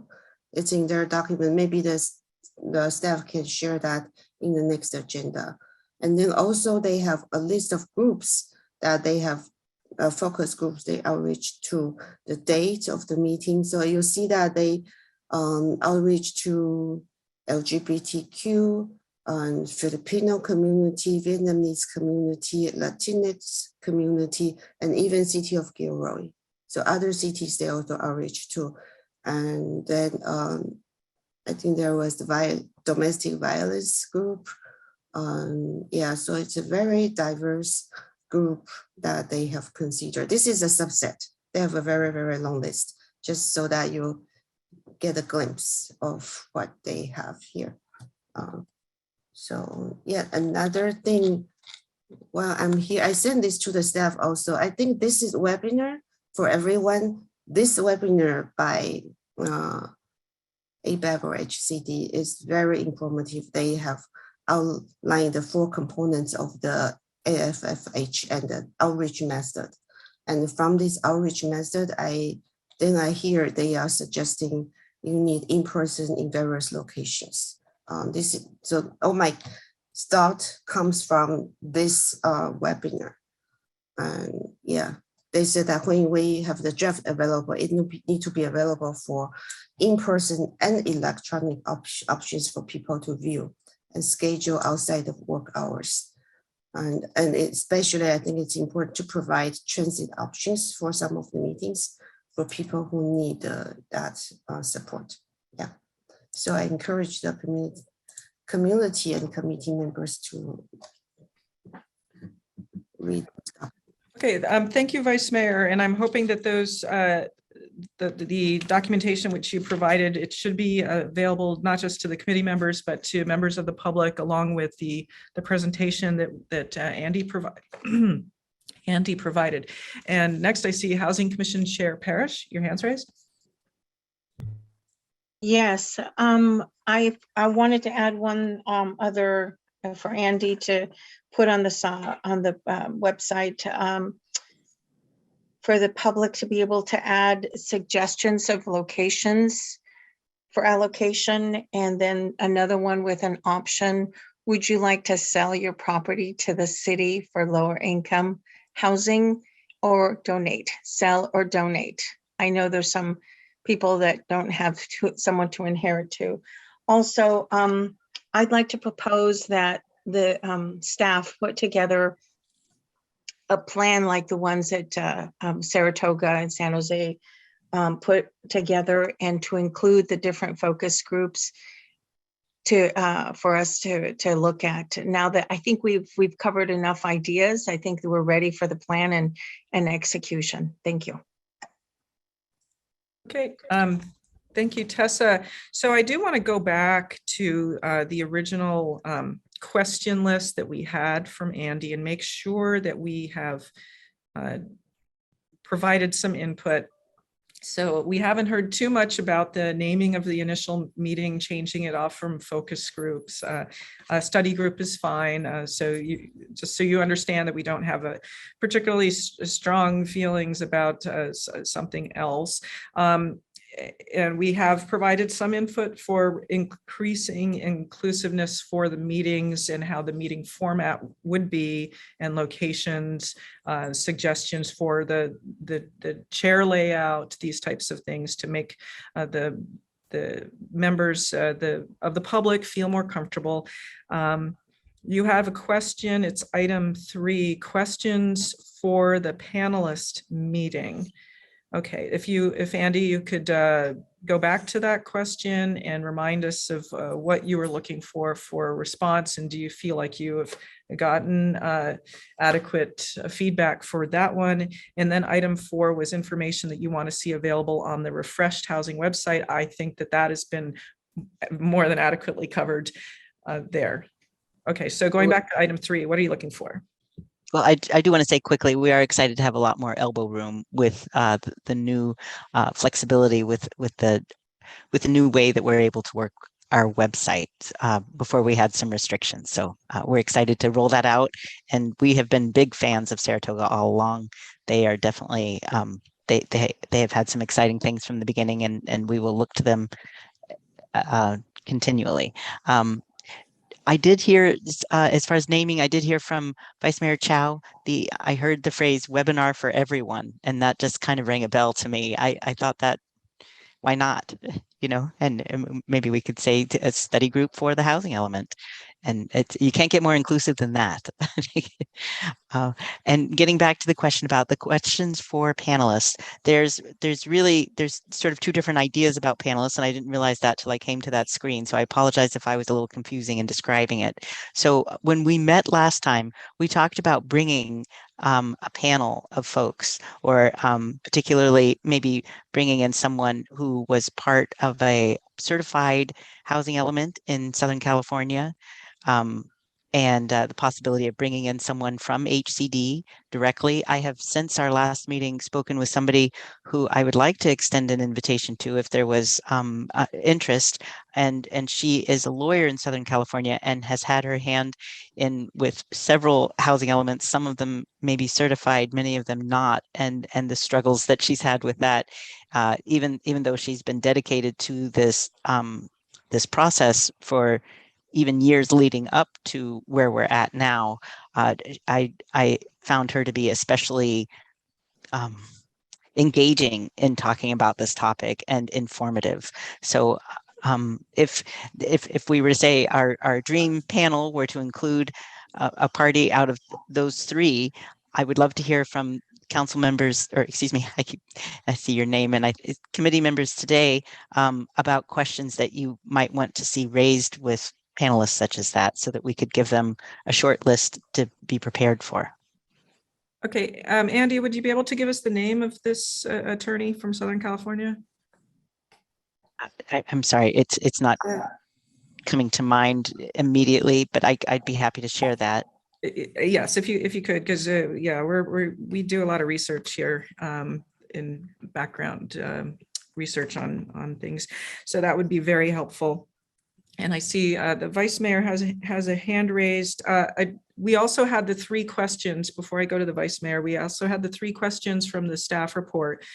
Should focus groups play a bigger role in community engagement in order to encourage increased feedback? If so, are there specific organizations or stakeholders that should be targeted for inclusion in the focus groups? So we did we provided some input there. Luke, do you feel like we've provided adequate input for that particular staff drafted bullet point? Yeah, well, we certainly got a lot of input in the first meeting as well, which we tried to capture in this staff report. I believe the Vice Mayor had clarified on one of those to focus more on small businesses, not larger businesses. My real hope, though, is if there are any groups that weren't mentioned in the previous meeting that you felt should be included, and if there was a method of reaching out to them that was not discussed, so we could take care of both of those things. I think the third question regarding the website has been amply covered. Okay. One thing I noticed with regards to the emails, that it might have been some of the churches even that you could not locate an email address for them. So I think in that situation, you have the address. Unfortunately, it may be that it's going to be snail mail, and that you're going to have the envelope and try to put something splashy on the envelope. So to encourage someone to open it, sometimes handwriting envelopes makes people more inclined to open them as well. But if it had the City of Cupertino and a handwritten address, that might work. You could try that. And I also am wondering if we can have we need to decide on when our next meeting is, and I'm wondering if we can have a requirement, strongly encourage that we have 1 or 2 meetings with the known groups that we have happen before our next meeting. And can we set a short timeline and say, for instance, that we want to come back in 2 weeks and we would like to have two groups met with in that time, or we would like to have information from West Valley Community Services talking about how that outreach is going, and update about that. If fellow committee members have some comments about this request, because I'm really, really frightened about us waiting until the end of May before we have our next meeting. So any feedback the committee members have on this, I'd really appreciate it. I see a hand raised from Planning Commission Chair Scharf, and then Housing Commission Chair Parrish. Oh, yeah, thank you, Chair Moore. So one group, and the Vice Mayor and I talked to someone from this group yesterday about something else, is Habitat for Humanity. They may be able to, they may have some valuable input, especially since they focus on providing for sale housing that's income qualified. And then I wonder if there's anyone from the County Office of Supportive Housing that might want to contribute as well, if they're available. So those are 2 other groups. Thank you. Okay, and Committee Member Scharf, did you have some thoughts about when our next meeting would be, and that suggestion that I just made? Did you have an opinion about it? No, I'm open to a meeting. I think we need weekly meetings. Personally, we need to get moving on this. Okay, so you would suggest actually next week? Yes. Okay, and Housing Commission Chair Parrish? And I want to point out that we're at 12:52, so we need to make this decision and get wrapped up at 1 o'clock. Thank you. Okay. Thank you. Mike, I have a question that I'm not sure who could answer, but who decides what questions are being asked of these groups? Just what's the survey question? What are we asking them? And one of them, if we could include it to be have it be, what kind of activities or what kind of actions could the City of Cupertino take to attract, as Commissioner Scharf suggested? That's all I would have a question about. Okay, would staff like to respond? I actually just had wanted to weigh in on the meeting frequency of meeting once a week. One, I know I would need to coordinate with EMC on that. And I'm just also concerned about the frequency. I know there's an appreciation of the time crunch, but I'm not sure what in a week's time we're going to be able to prepare to turn around that will advance the discussion. That's really one of my big concerns. And I know also with EMC, they're also working on the site selection process, which I need to be mindful of. We're moving on multiple fronts here, and to staff, both with the consultants and at the city level, is stretched pretty thin. So in terms of scheduling meetings, I just want to put that out there so we're all keeping that in mind. Okay, thank you, Luke. Do you have a suggestion of when the next one could happen?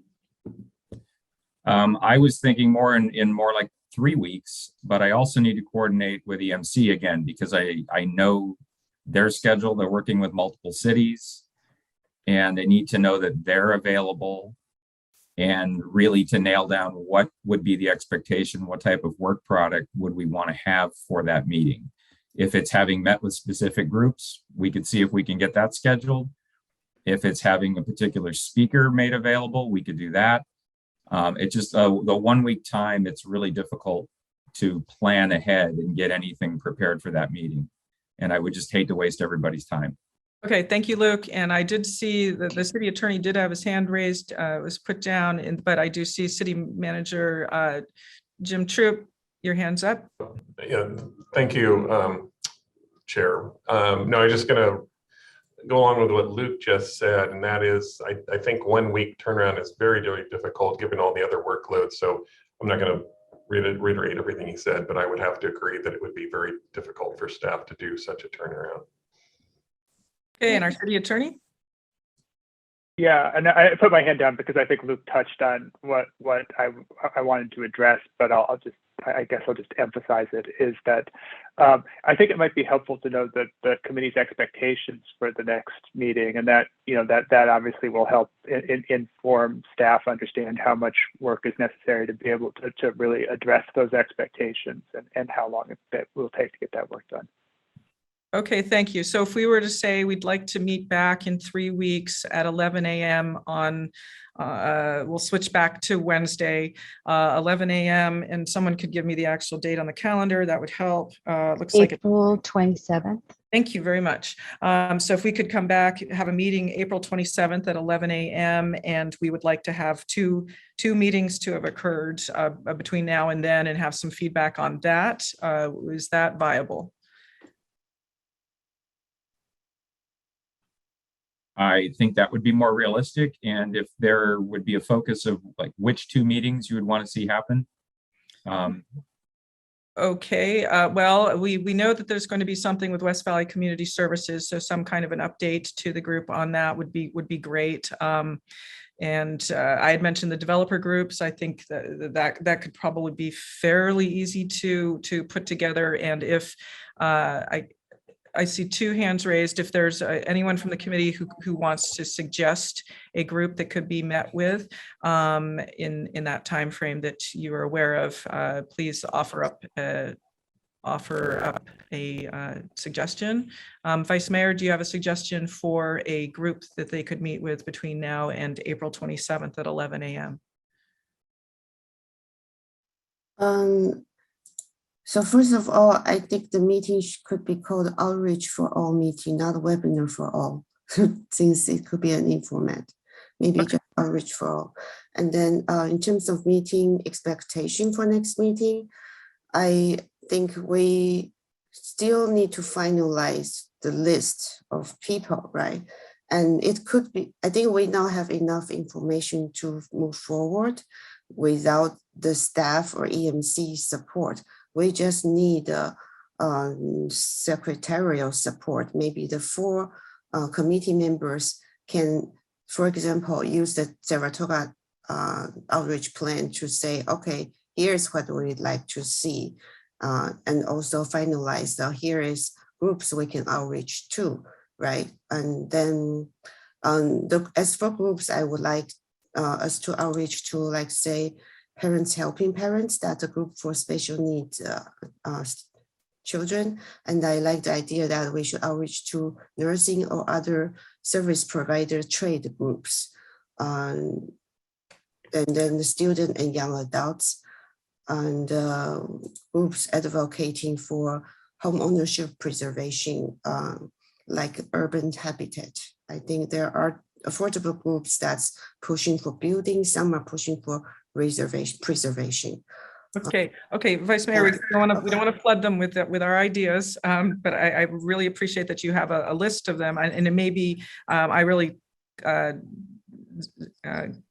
appreciate the Parents Helping Parents idea. I think that might be a doable one.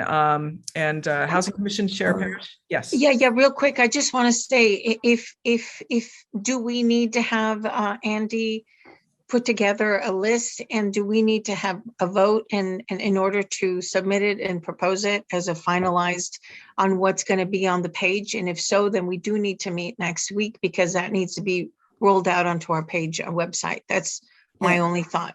Okay. Another thing, I'd like to echo the suggestion that we have a website where people can self-recommend that. If I don't say it, staff might say there are now 3 votes. So I also echo Sharf's idea that we need to find out the middle and higher income in different ethnic groups, so why they don't choose Cupertino.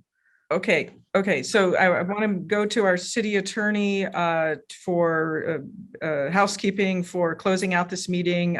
So the suggestion is perhaps you could have parents helping parents, a developer group, and West Valley Community Services have these three, through EMC, have a meeting with these three groups prior to the April 27th meeting that we would have.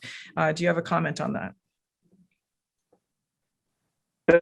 Well, so I'll defer to Andy and Luke whether they think they've gotten specific direction. I mean, I haven't heard any objections from the committee as to that approach. I think I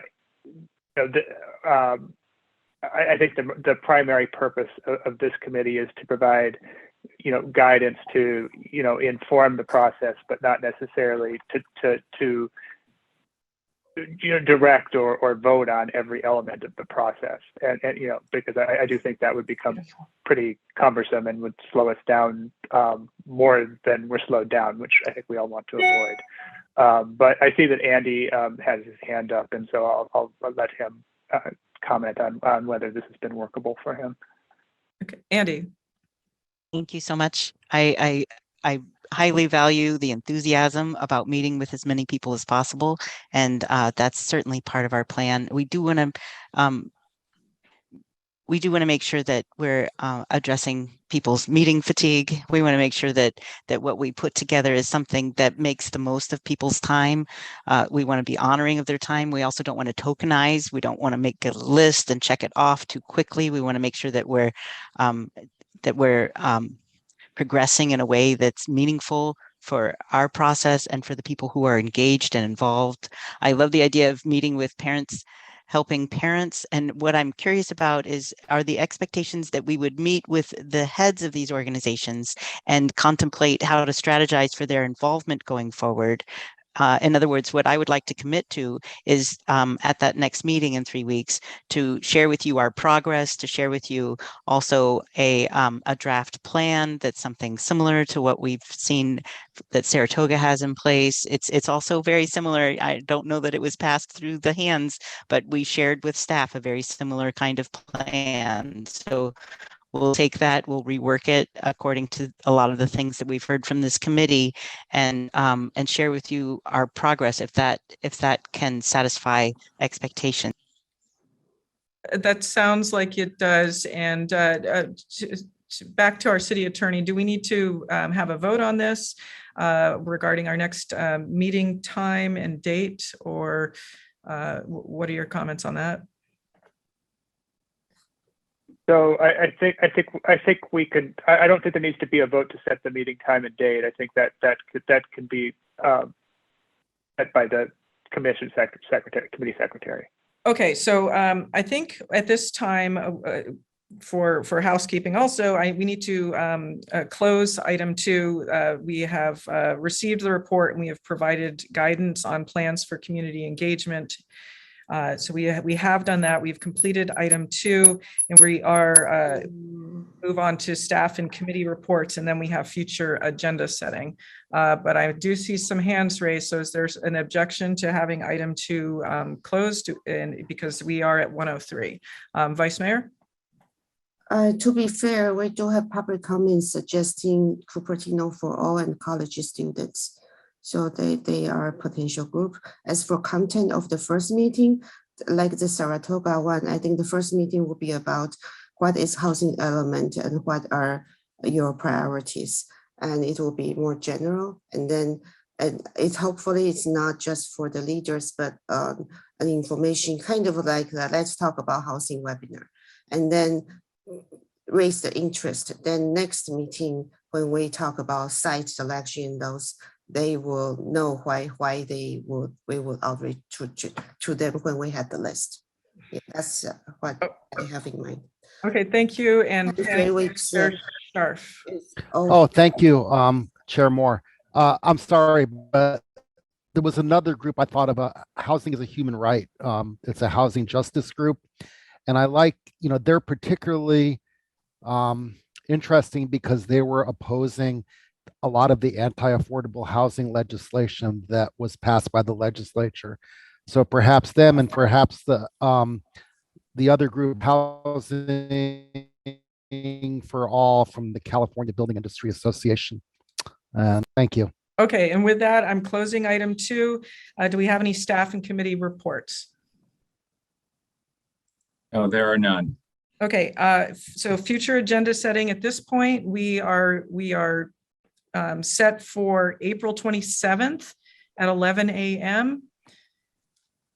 And Luke, you still have a hand raised?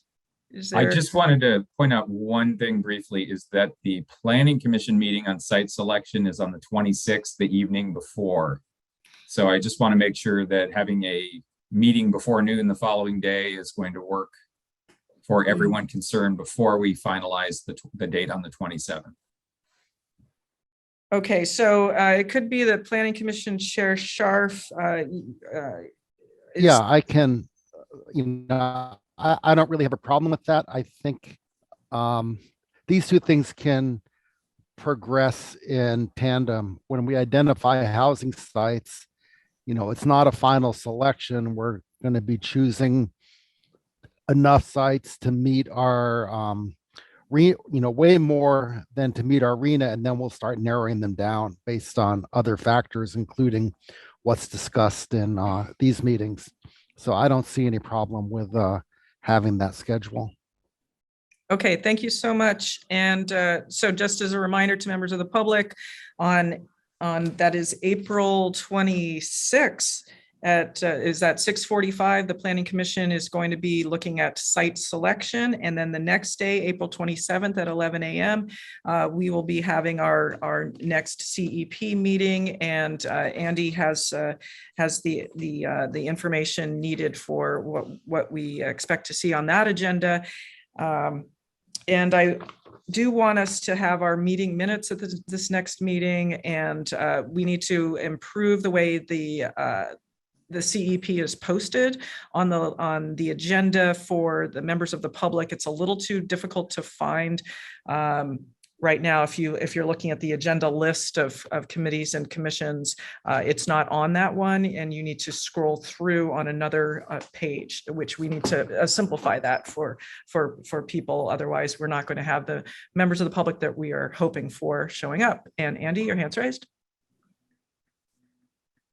Yes, I apologize, but I think the 27th, I may have a conflict. I just need to check on one thing quickly, if I may.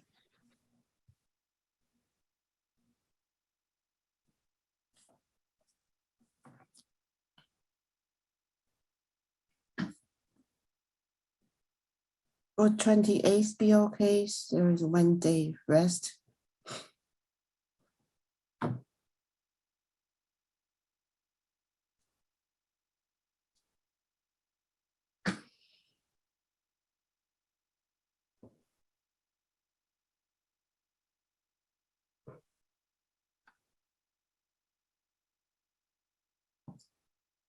Yes, oh dear. I'm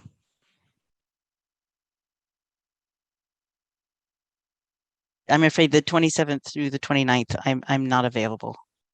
I apologize.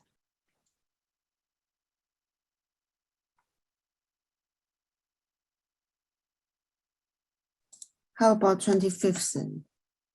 Would that work?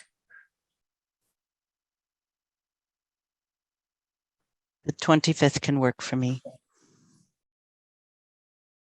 Look, I see Luke's hands.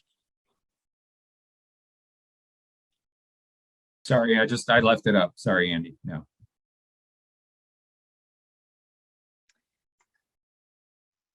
The 25th works for me as well.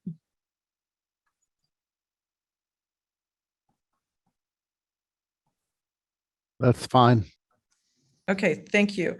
Okay, so we come back 25th, 11 a.m.